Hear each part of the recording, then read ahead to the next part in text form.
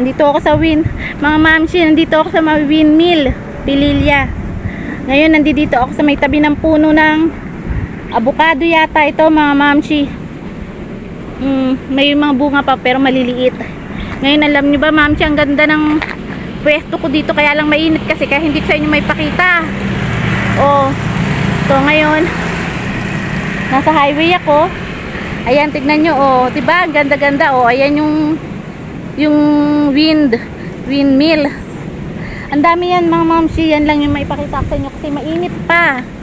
Diba? Tapos ang tataas nila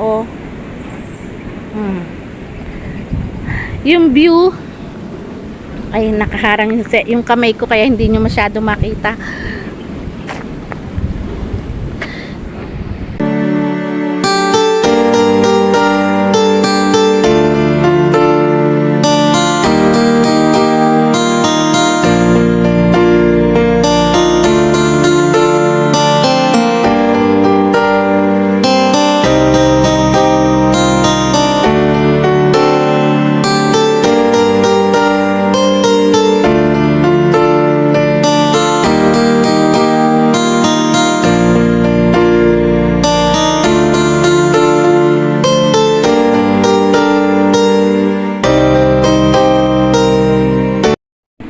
So paano, mamshi, yung iba na lang ha, kasi mga mamshi, sobrang init, hindi ko alam yung sasabihin ko sa inyo, mga mamshi. So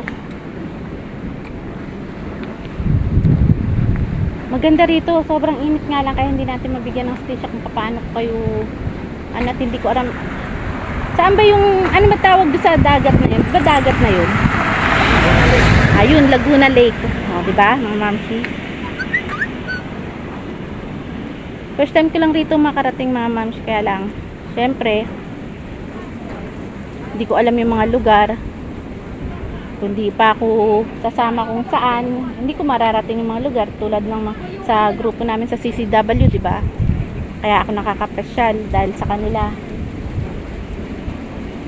Ngayon, pahinga muna kami kasi napakalayo nito. Dinayo lang namin para lang maipakita sa inyo, mga mamshi, yung lugar na ito.